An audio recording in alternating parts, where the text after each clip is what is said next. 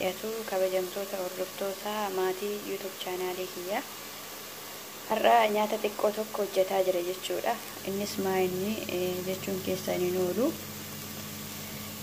afaan arabiffaatiin fosoliyaa jedhama jechuudha. Afaan biyya keenyatti yoon dogoggoruu baadhee boloqqeedha. Boloqqee jedhama jechuudha. Yoon dogoggores naa sirreessuu hin dandeessu isiniin jedha. Okey, asitti akkuma argaa jirtanii shunkurtii kiyya irra kaa'ee jira.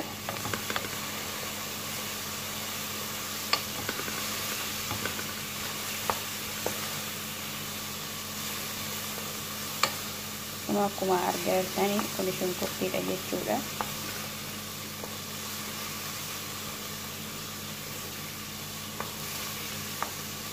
Ni akka naannoon jiraadhutti akkamitti hojjetama kan jedhuuf isin agarsiisuuf dhiyaadhee jira jechuudha.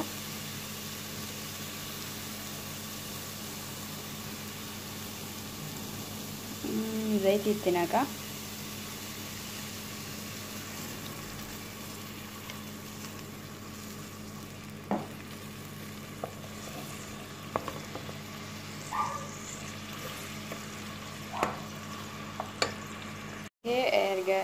Akkasitti shunkurtii fi zayitii waliin xiqqoo gaggaragalchee amma kan na'aatu tomaatodha jechuudha.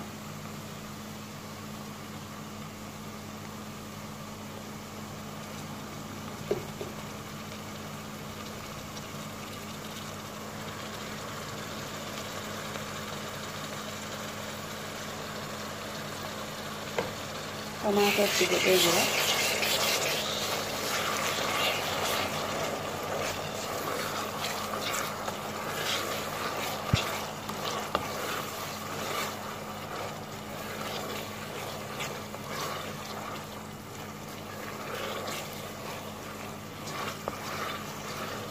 Tomaatoo qofaan hojjedha. Sababiin isaa barbaree yoo fayyadame jarri filee barbaree nyaata barbaree qabu hin fayyadaman jechuudha. Kanaaf tomaatoo fi shunkurtii fi zayitiidha jechuudha. Amma kan argaa jirtanii akkanatti waliin bilcheessuu qabna jechuudha.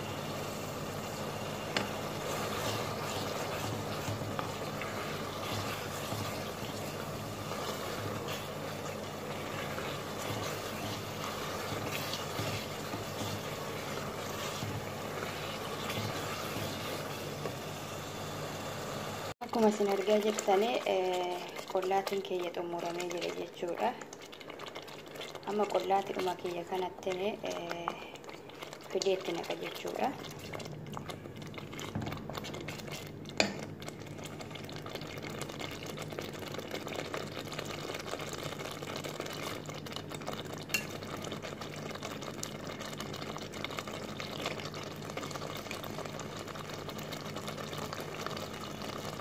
Akkuma isin argaa jirtanii bishaan ittiin goone jechuudha. Qollaatti qofaanii xiqqoo sosochoosaa jira jechuudha. Anuma faana turaa hanga xumuraa viidiyoo kiyyaatti isiniin jedha.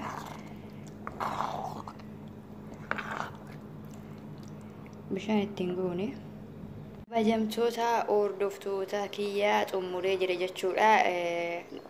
Qullubbii illee itti godhe jechuudha. Qullubbii itti godhe akkasuma soogidda itti godhe qimamee itti godhe xumuree jira. Kana fakkaata jechuudha. Kanaaf laayikii naa godhaa viidiyoo kiyya yeroo ilaaltan jechuudha. Ana biratti kun akkanatti haala kanaan hojjetama jechuudha. Isin biratti immoo haala kanaan hojjetamuu dhiisuu danda'a. Kanaafuu yaada qabdan koomentii jalatti naa barreessuu hin dandeessu. Baay baay.